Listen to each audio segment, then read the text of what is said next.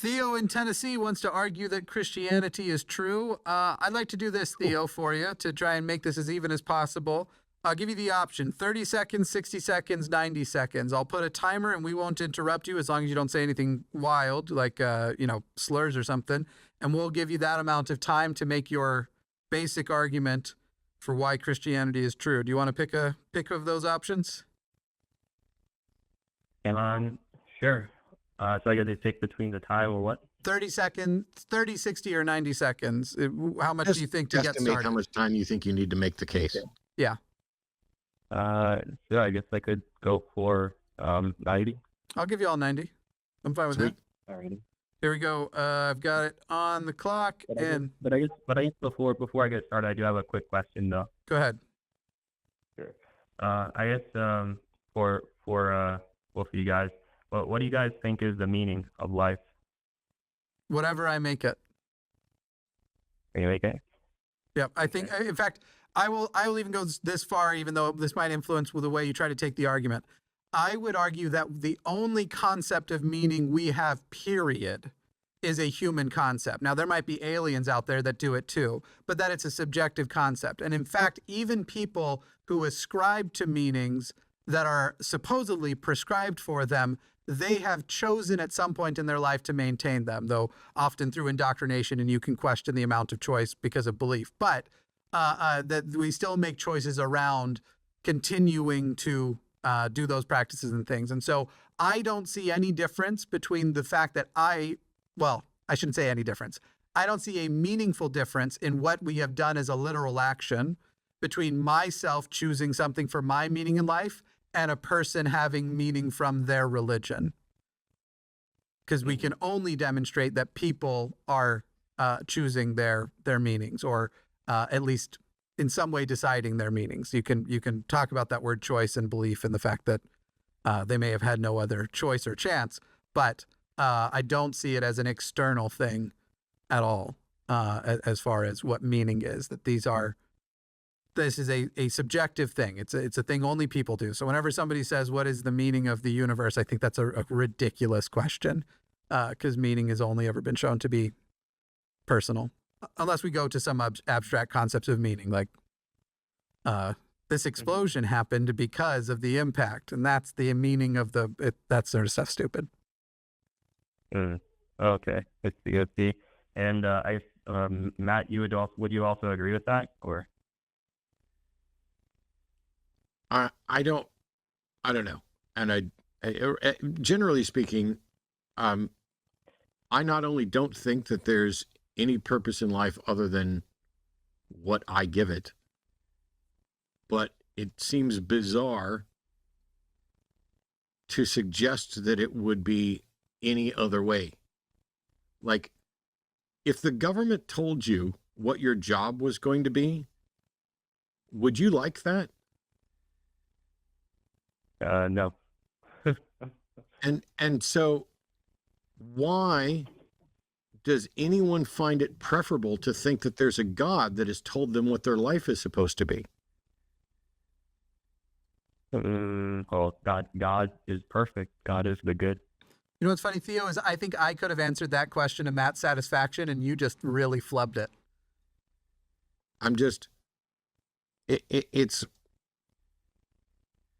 It seems strange to me that you would say, well, God is perfect, so it's okay for God to tell me what the purpose of my life is. Has any God ever told anyone what the purpose of their life is? I'm not aware of any other gods. I'm not aware of any gods. Yeah, Theo, he was asking about your God also. You could have answered on behalf of yours. Okay. All right. But yeah, so I guess that those are kind of my I guess what was the question with regards to Christian God? Well, you have your version of God. You're calling in to argue that Christianity is true, but before we even got to that, we sidetracked into meaning and purpose. I'm not aware of any God ever in the history of the world demonstrating anything to anyone, including what the purpose of their life is or why that God's view of the purpose of their life is correct. But if you want to demonstrate that your version of Christianity is true, we'd love to hear it. Sure. Yeah, absolutely.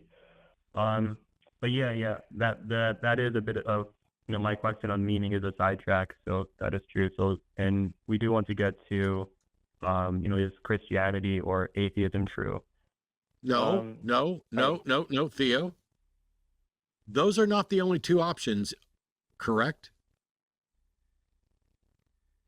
There are other religions and worldviews.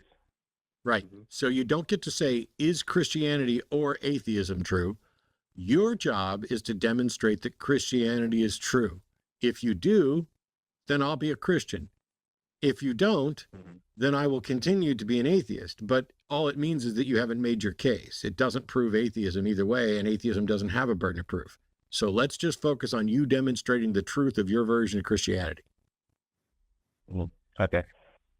All right. So, would you agree that knowledge is something that you could not be wrong about? Hang on, let's do this. We said we'd do 90 seconds, and you're already starting with we've already, I don't care much for Ray Comfort arguments, but 90 seconds is what you said you would take. So we're not going to do yes or no's, right? You're just going to give your 90-second defense, not do you agree that blah, blah, blah, blah, blah, blah. You're going to give your defense of Christianity as true, and it's not going to be on the basis of that Matt or I could be wrong or a flaw that you think we have in our worldview. It's only going to be defending Christianity, correct? I'll answer your question. His question was, do you agree that knowledge is something you cannot be wrong about? No, I do not agree with that. Okay. And then how would you define knowledge? This is why I wanted him to do that. Because we're not defending Christianity now. This is why I wanted him to do his 90-second thing. I know we're not defending Christianity, but I don't know what else to do. So knowledge, in philosophical terms, tends to be justified true belief. My definition of knowledge is a belief that's held to an incredibly high confidence level. I don't know how does a definition of knowledge have anything to do? It is impossible to say, I'm going to defend the truth of Christianity. Let's start by having a discussion about what each of us means by the word knowledge. Yeah. It's irrelevant. Demonstrate the truth of Christianity. You've got 90 seconds. Okay. Sure. And thank you. I appreciate that you guys, are willing to hear me out. And, I hope that you both... You have 80 seconds. Yeah, you're taking time. Yeah.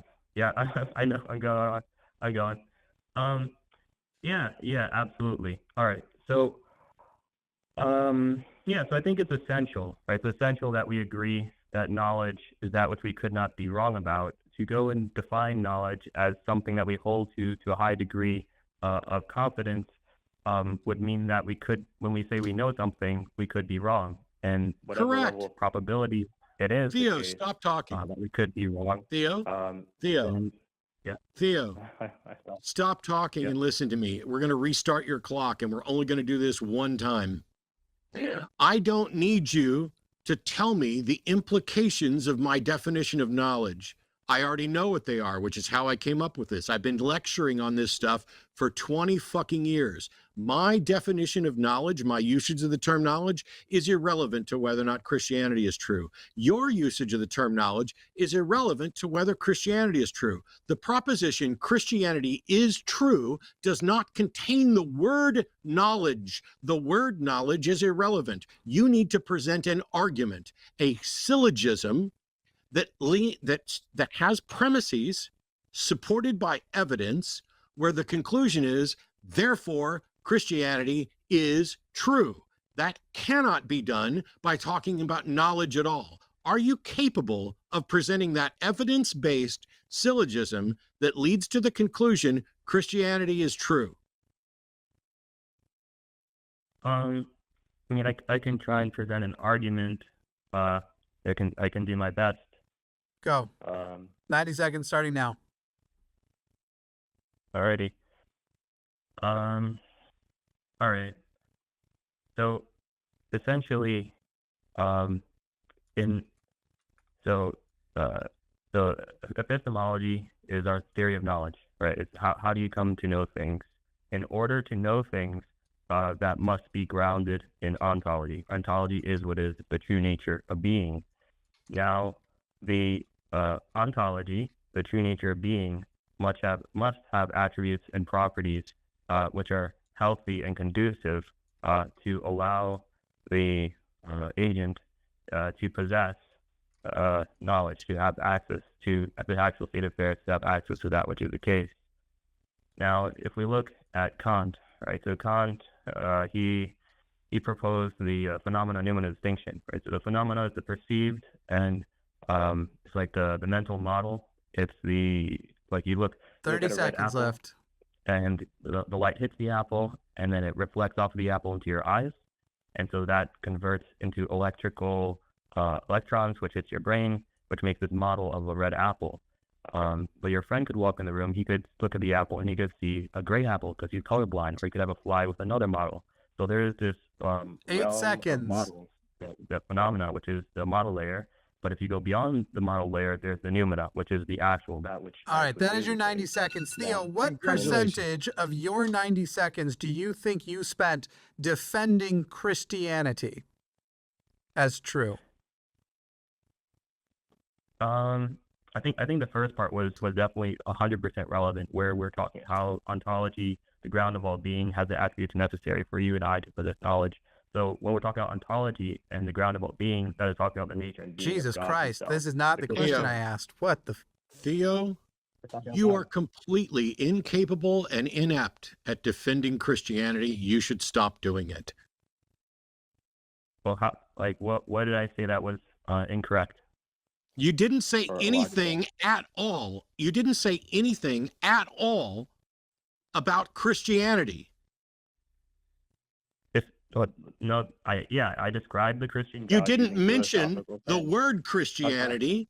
You didn't talk about what Christianity is. You didn't present any argument or any evidence for Christianity. We gave you time to defend Christianity, and you gave a dissertation about epistemology and Kant and phenomenology and whether or not somebody's fucking colorblind. You are inept at defending Christianity, and you should stop doing it. Theo, I'm going to put it to you this way so you maybe grasp what Matt's trying to explain to you. You gave 90 seconds about foundations of truth and all that stuff. Could someone take your 90 seconds and end with because you think you can take it to some conclusion.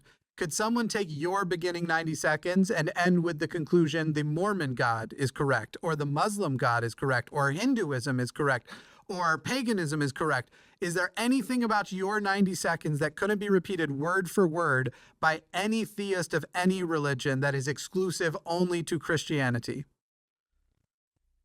Yeah, they could not repeat it because they have a different ontology.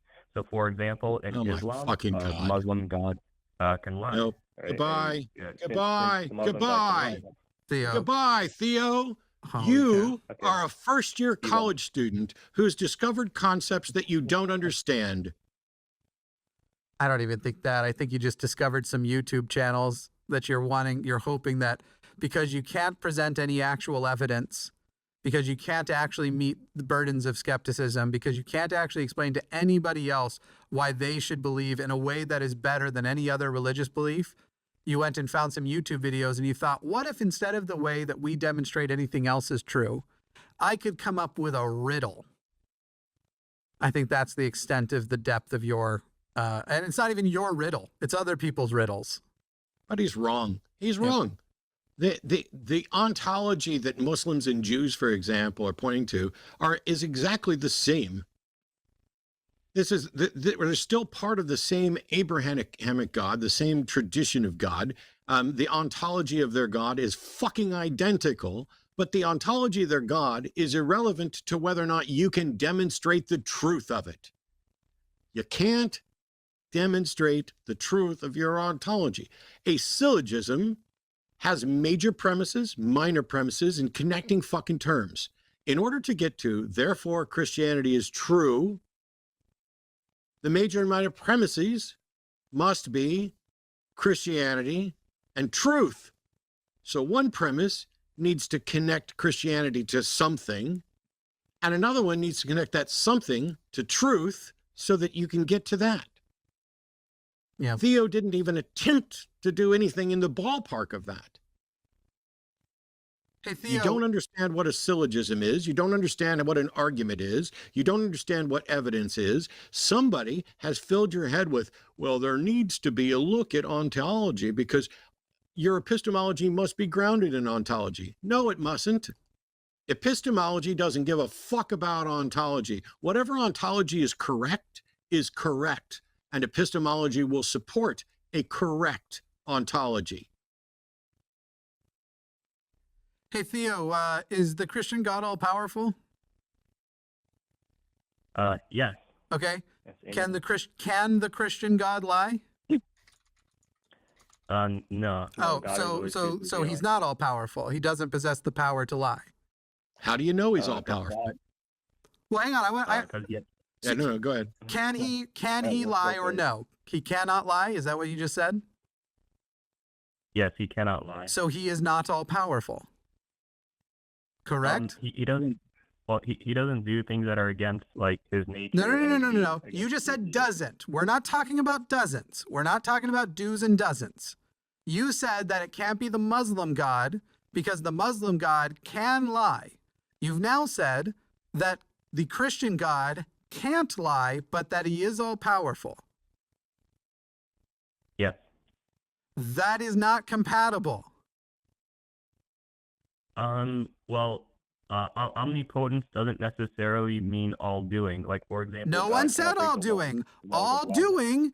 No one said all doing. This is the difference between can't and doesn't. The Mormons would have literally, when I asked, can he lie? They would have said, yes, but he wouldn't. Yeah. Yeah. The Mormons. Because they believe in an all-powerful yeah. God. Oh, are you about to condescend to the Mormons as though your belief is more reasonable than theirs?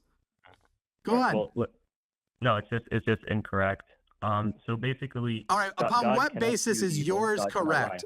Upon what basis is what about your God belief? What method can we show that yours is correct, that independently verifies yours and isolates Mormonism from the correct answer? Sure.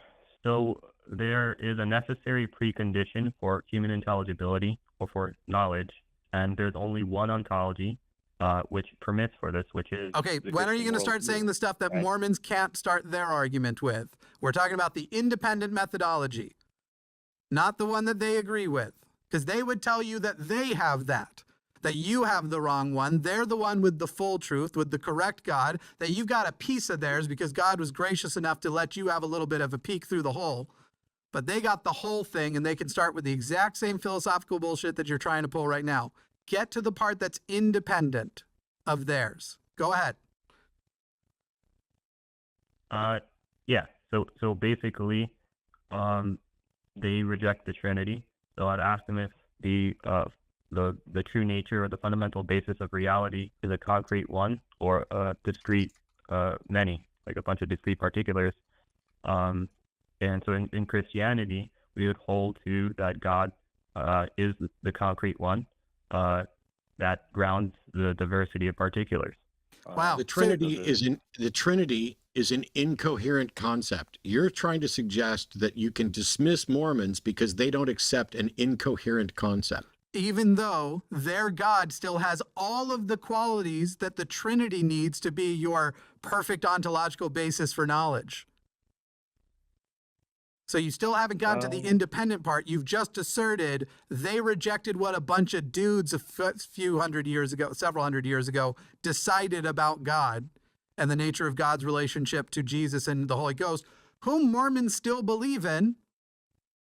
But I don't think you actually know a thing about the thing that you think you can justify and condescend to the truthfulness of it, when in reality, the basis of your belief is actually probably worse than the basis of theirs. Yeah. So pretty much, it's important for us to acknowledge that there are certain attributes that are necessary. So, for example, that So God would be omniscient, omnipotent, omnipresent, always Cool. true, Mormons. revealing. Still all on Mormonism. And then, You said you were going to get to and the then- independent part. and then, well, yeah, I mean, there's some major differences, right? So some of the major differences are that they I didn't they ask reject for the Trinity major for the- differences. I asked for the Well, methodology, which independently verifies Christianity, that your version of Christianity, that Mormons cannot use the same method to say theirs is correct. Theo, here's the reason why we're not going to continue, is because you just don't want to admit that you have a faith belief, and that somewhere, after all of these silly things that you think you can do with these riddles, these word problems, these things that you think you can put together, somewhere you take a jump from, I can't demonstrate it, but I feel very firmly on the basis of the culture that I am surrounded by, I feel very firmly that this is correct and that I have the most special PP that's ever existed because it's telling me that I nailed this thing. I have no interest if you're not going to just honestly say the reason you're sure you're correct and Mormons are right is that you think you have a relationship with God and that you have faith that the feelings you're having confirm that truth and that it doesn't confirm Mormonism.